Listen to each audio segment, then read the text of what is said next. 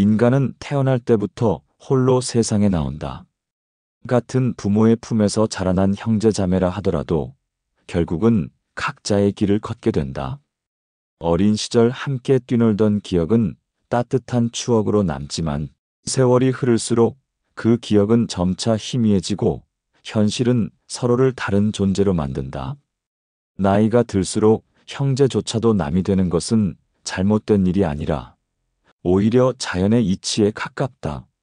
소크라테스는 만물은 끊임없이 변화한다고 말한다. 그는 세상에 고정된 본질이란 없으며 모든 것은 시간과 상황에 따라 달라진다고 보았다. 인간관계 또한 마찬가지다. 가족이라는 이름조차 영원한 틀을 보장하지 못한다. 소크라테스는 너 자신을 알라고 했다. 이는 단순히 자신을 돌아보라는 의미가 아니라 인간의 삶이 타인에게 기대는 것이 아니라 자기 본질을 깨닫는 데 있다는 가르침이다. 형제 관계 역시 이 명제에서 벗어나지 않는다. 나이가 들수록 형제는 자신을 알아가는 과정에서 점차 거리를 두게 된다. 각자의 철학과 신념, 선택이 달라지며 결국에는 너와 나라는 두 개의 독립된 존재로 자리하게 되는 것이다. 자연의 이치에 눈을 돌려보라. 한 그루 나무에서 돋아난 가지들이 처음에는 서로 맞닿아 있지만 자라날수록 다른 방향으로 뻗어나가 결국 멀리 떨어지게 된다. 그 가지들이 뿌리를 공유한다고 해서 늘 가까이 있어야 하는 것은 아니다. 오히려 멀리 뻗어나갈 때 나무는 더 큰 균형을 이루게 된다. 인간관계 또한 이와 다르지 않다. 소크라테스는 진정한 지혜란 자신이 모른다는 것을 아는 데 있다고 말했다. 형제 관계가 왜 멀어지는지 억지로 설명하려 하기보다 그것이 자연스러운 변화임을 받아들이는 것이 지혜다. 어릴 적 형제와의 관계는 절대적이었다. 함께 먹고, 함께 자고, 함께 배우며 서로의 전부가 되었다. 그러나 세월이 흐르고 가정을 꾸리게 되면 삶의 무게 중심은 아내와 자녀, 자신의 생업으로 이동한다. 그 순간 형제는 삶의 중심에서 점차 변두리로 밀려나게 된다. 이는 배신이나 변심이 아니라 인간이 삶을 이어가는 방식이다. 소크라테스는 선택하지 않는 것도 하나의 선택이라고 말한다. 형제를 챙기지 않는 것이 불의가 아니라 자신의 삶에 우선순위를 두는 필연적 선택일 수 있다는 뜻이다. 또한 사회적 역할과 가치관의 차이는 형제를 남처럼 만든다. 한 사람은 전통을 지키고자 하고 다른 사람은 새로운 변화를 추구한다. 한 사람은 신앙을 깊이 믿고 다른 사람은 현실의 이익에 집중한다. 이런 차이들이 쌓이면 같은 부모에게서 태어났다는 사실만으로는 더 이상 관계를 견고히 유지하기 어렵다. 소크라테스는 정의란 각자가 자기 일을 하는 것이라고 말했다. 즉, 각자가 자기 몫의 삶을 성실히 사는 것이 정의이며 그것이 형제와 거리를 두는 결과를 낳더라도 잘못된 일이 아니다. 나이가 들수록 우리는 고독을 자주 마주한다. 그러나 이 고독은 두려움이 아니라 성찰의 공간이 된다. 형제가 점점 멀어지는 것은 우리가 홀로 서야 한다는 자연의 훈련이다. 소크라테스는 죽음을 앞두고도 철학자의 삶은 죽음을 연습하는 것이라고 말했다. 가족과 형제가 멀어지는 경험 또한 일종의 삶의 연습이며 홀로 서는 법을 배우는 과정이다. 따라서 형제조차도 나이 들어 남이 되는 이유는 인간관계의 실패가 아니라 삶의 본질을 향해 나아가는 당연한 과정이다. 소크라테스의 가르침은 우리에게 그것을 억지로 막으려 하지 말고 자연스럽게 흘러가도록 받아들이라고 일러준다. 억지 친밀함은 갈등을 낳지만 자연스러운 거리감은 오히려 평화를 낳는다. 형제와 멀어진다고 해서 사랑이 사라지는 것은 아니다. 다만 사랑의 방식이 달라질 뿐이다. 이처럼 인간은 결국 자기 자신을 중심으로 서야 하며 타인의 삶은 존중하되 간섭하지 않아야 한다. 형제가 나이 들어 남이 되는 이유는 서로가 각자의 본질을 찾고 각자의 길을 걷는 데 있기 때문이다. 그리고 그것은 부정할 것이 아니라 오히려 지혜롭게 받아들여야 할 삶의 모습이다. 나이가 들수록 형제가 남이 되는 이유는 단순히 개인의 선택이나 감정의 문제만이 아니다. 그것은 사회적 환경, 경제적 조건, 문화적 변화가 복합적으로 작용하는 결과다. 현대 사회는 과거와 달리 핵가족 중심으로 구조가 재편되었고, 형제라는 관계는 더 이상 생존의 필수 조건이 되지 않는다. 과거 농경 사회에서는 형제들이 한 집안에서 함께 살아가며 노동과 생계를 나누는 것이 당연했다. 그러나 현대 사회는 분업화와 개인화가 극도로 진행되었고, 형제는 각자의 삶을 책임져야 하는 독립적인 존재가 되었다. 소크라테스는 진정한 자유는 스스로 절제할 때 주어진다고 말했다. 형제 관계가 나이가 들면서 느슨해지는 것도 바로 이 자유와 절제의 결과다. 어릴 때는 부모의 권위와 가정의 울타리 속에서 형제끼리 함께 해야 했다. 그러나 성인이 되면 각자의 가정을 꾸리면서 자신만의 자유를 추구한다. 자유란 단순히 하고 싶은 것을 하는 것이 아니라 자신에게 주어진 역할과 책임을 감당하는 것이다. 형제라는 관계에 지나치게 매달리지 않는 것도 절제의 일환이다. 지나친 집착은 갈등을 낳고 적당한 거리두기가 평화를 낳는다. 경제적 차이는 형제 사이를 멀어지게 하는 가장 현실적인 요인 중 하나다. 어린 시절에는 경제적 격차가 없었지만 성인이 되어 각자 직업과 재산을 가지면서 차이는 벌어지기 시작한다.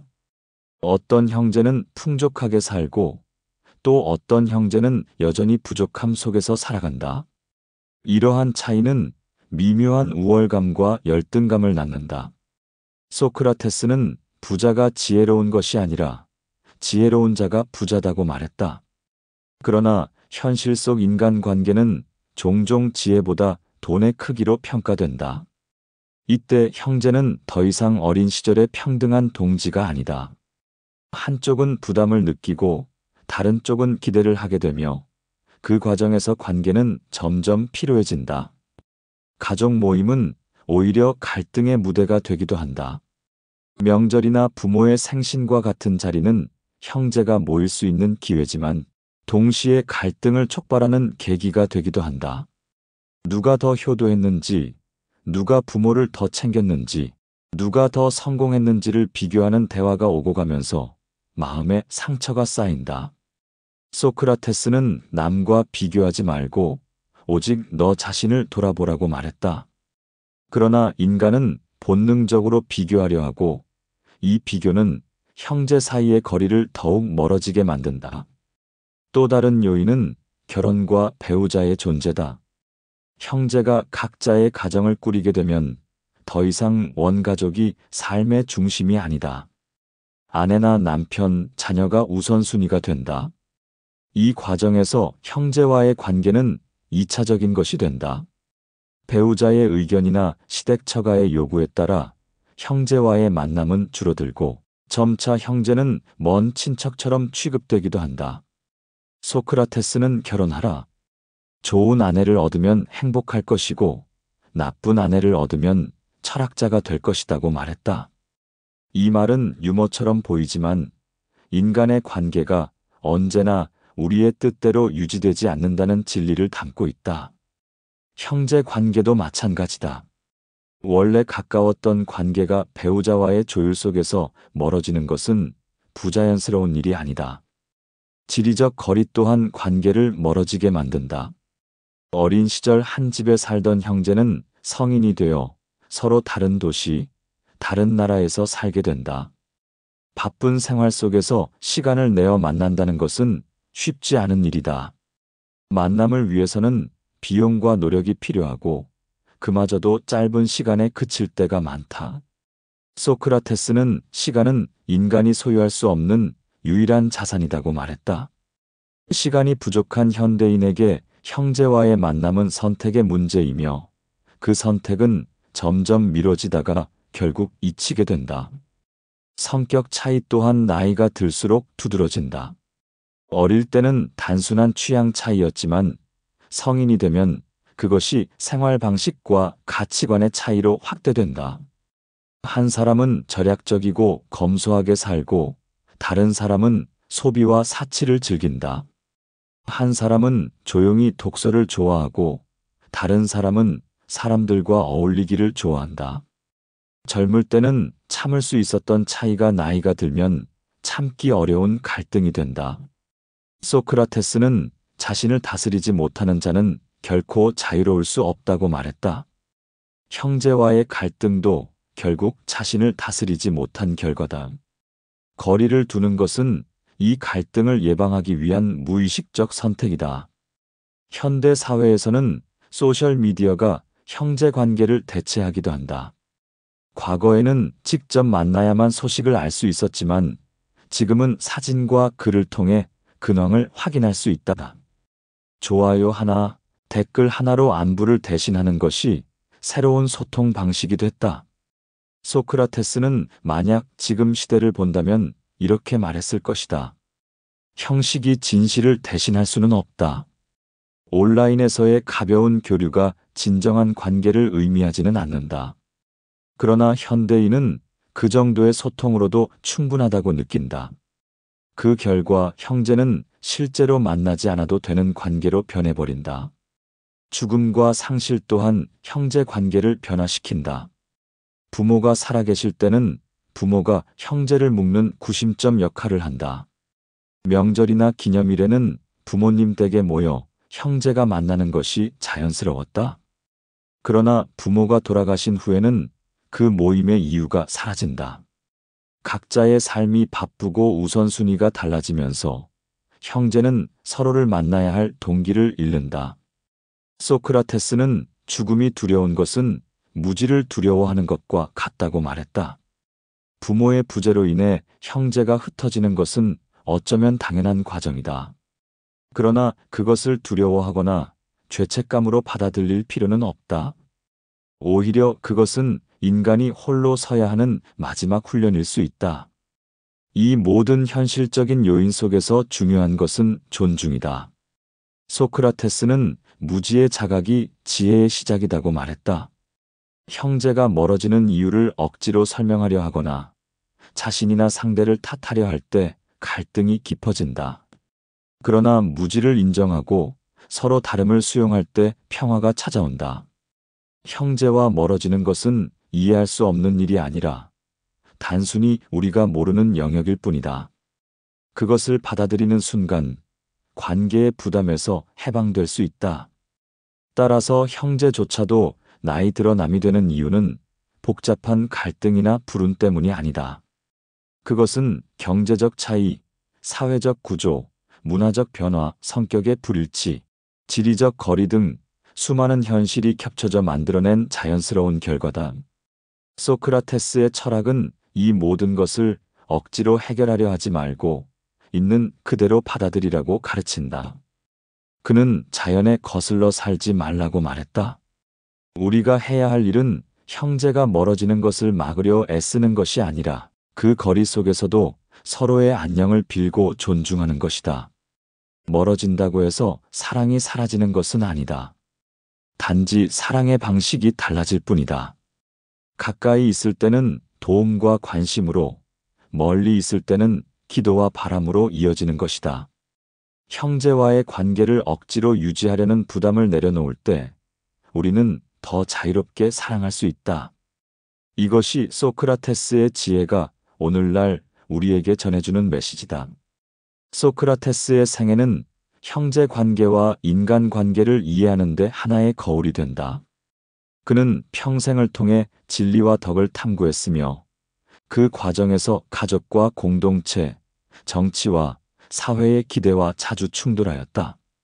플라톤의 변명에 기록된 바와 같이 소크라테스는 법정에서 나는 신이 부여한 사명을 수행한다고 선언하였다.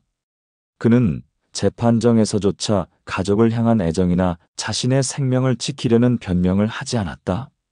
오히려 그는 악법도 법이다라는 태도를 견지하며 죽음을 받아들였다. 이는 혈연의 관계보다 더 높은 가치를 추구하는 철학자의 길이었다. 소크라테스는 덕이 없는 삶은 살 가치가 없다고 말했다. 그는 삶의 의미를 형제나 가족의 유대에서 찾지 않았고, 오히려 개인이 덕과 진리를 향해 얼마나 나아가느냐에서 찾아왔다. 이 점에서 우리는 형제 관계가 점점 느슨해지는 이유를 이해할 수 있다. 어린 시절에는 부모라는 울타리 안에서 동일한 가치관과 동일한 생활 방식을 공유한다. 그러나 성인이 되면 각자가 자신의 덕을 추구하고 자신이 옳다고 믿는 길을 간다. 소크라테스는 사람은 자기 일에 몰두할 때 정의롭다고 말했다. 각자의 삶이 정의로운 길을 향해 나아가려면 필연적으로 형제와의 거리가 벌어지게 된다. 이는 불화가 아니라 성장의 결과다. 소크라테스는 제자들과의 대화에서 종종 보편적 진리와 개별적 삶의 간극을 지적했다. 국가에서 그는 각자는 자기의 역할을 다할 때 조화가 이루어진다고 강조했다. 가족도 마찬가지다. 형제가 나이가 들어 서로 다른 길을 가는 것은 조화를 깨뜨리는 일이 아니라 오히려 조화를 이루기 위한 자연스러운 과정이다. 한 사람이 정치의 길을 가고 다른 사람이 학문의 길을 걷고 또 다른 사람이 신앙이나 예술에 몰두할 때 그 각각의 선택이 모여 더 큰 다양성과 조화를 이룬다. 그러나 그 조화는 물리적 친밀에서 오지 않는다. 오히려 거리를 두고 서로의 길을 존중할 때에 가능하다. 역사적으로도 소크라테스의 삶은 가까운 관계와의 거리두기를 보여준다. 그는 아내 크산티페와의 갈등으로 유명하다. 자주 언급되는 일화에서 크산티페는 소크라테스를 향해 불평과 원망을 퍼부었고 그는 담담히 받아넘겼다. 소크라테스는 결혼이란 누구와 하든 후회한다고 농담처럼 말했다고 전해진다. 그러나 그 속뜻은 혈연이나 혼인으로 맺어진 관계가 인간의 본질적 자유와 진리 추구를 완전히 묶어둘 수 없다는 사실을 드러낸다. 형제 관계 또한 이와 같다. 태어날 때 맺어진 인연이지만 그것이 영원히 인간의 자유를 속박할 수는 없다. 나이가 들수록 형제는 다른 선택과 가치관을 따른다. 이는 단순한 취향 차이를 넘어서 삶의 철학 자체가 달라지는 것이다. 어떤 이는 전통적 가치에 머물고 또 어떤 이는 새로운 혁신을 좇는다. 한 사람은 종교적 구원을 강조하고 또 다른 사람은 세속적 성공을 추구한다.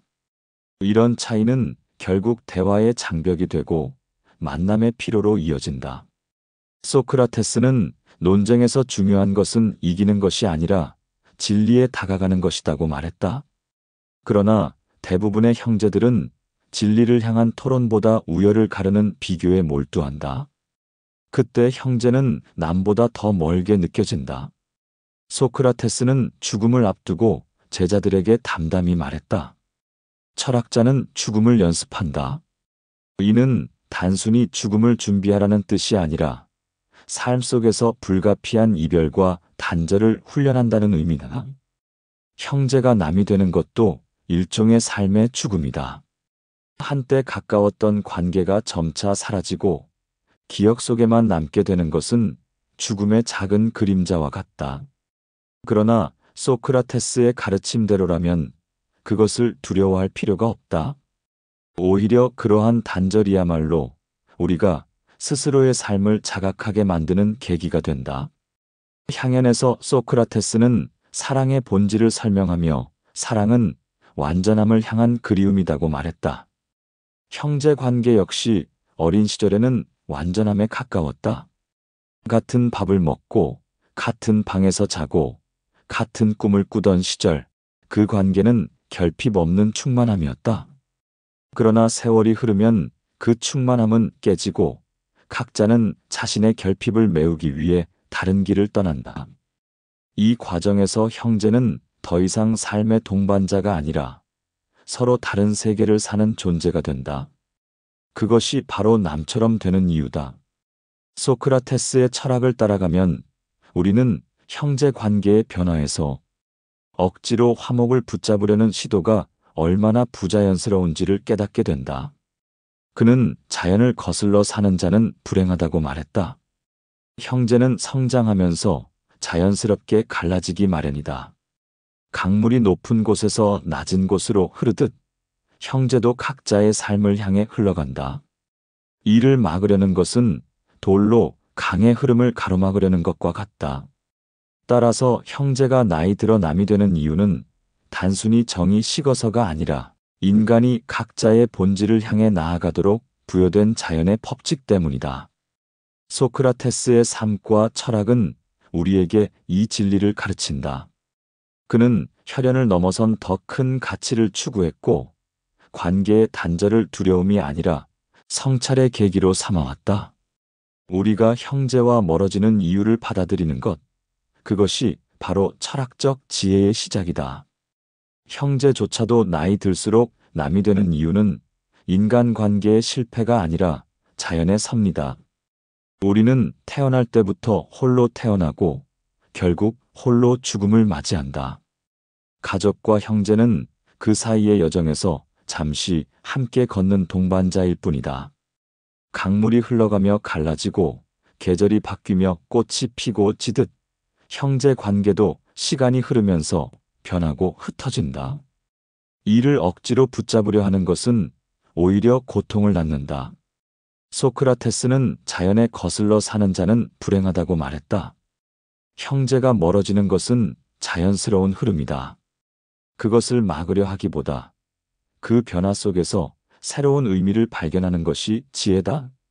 우리는 형제를 통해 함께한 과거를 소중히 간직할 수 있지만 현재의 관계를 억지로 과거처럼 만들 필요는 없다. 소크라테스는 변화하지 않는 것은 아무것도 없다고 말했다. 관계 또한 그 예외가 아니다. 우리가 형제에게 바라는 것은 결국 사랑과 존중이다. 그러나 사랑은 반드시 가까움으로만 표현되는 것이 아니다. 멀리서 기도하고 서로의 안녕을 빌며 각자의 길을 지켜보는 것도 사랑이다. 소크라테스는 사랑은 완전함을 향한 그리움이라고 말했다. 가까움에서의 사랑이 사라질 때 우리는 멀리서 그리워하는 사랑으로 나아갈 수 있다. 그것은 부족한 사랑이 아니라 또 다른 방식의 성숙한 사랑이다. 나이가 들수록 우리는 점점 더 많은 것을 내려놓는다. 젊을 때 중요하던 우정, 경쟁, 비교는 점차 의미를 잃는다. 대신 자신만의 고요와 성찰의 시간이 소중해진다. 형제가 멀어지는 것은 이 고요 속으로 들어가는 과정일 수 있다. 소크라테스는 검토되지 않은 삶은 살 가치가 없다고 말했다. 형제와의 거리를 통해 우리는 스스로의 삶을 더욱 검토할 기회를 얻는다. 그것은 고독이 아니라 성찰의 공간이다. 따라서 형제와 멀어지는 것을 두려워하거나 죄책감으로 여길 필요가 없다. 오히려 그것을 받아들이고 그 속에서 새로운 자유와 평화를 발견해야 한다. 각자의 삶을 존중하며 억지로 간섭하지 않고 서로의 선택을 인정하는 것, 그것이야말로 성숙한 형제이다. 결국 중요한 것은 거리가 아니라 마음이다. 가까이 있어도 멀리 느껴질 수 있고 멀리 있어도 가까이 느껴질 수 있다. 형제라는 인연은 사라지지 않는다. 단지 그 형태와 표현 방식이 달라질 뿐이다. 과거의 형제를 그리워하되 현재의 형제를 있는 그대로 받아들이라. 이것이 소크라테스가 전하는 지혜다. 오늘의 이야기는 여기까지입니다. 끝까지 함께해 준 여러분께 진심으로 감사합니다. 앞으로도 소크라테스의 지혜가 당신의 삶에 빛이 되기를 바랍니다.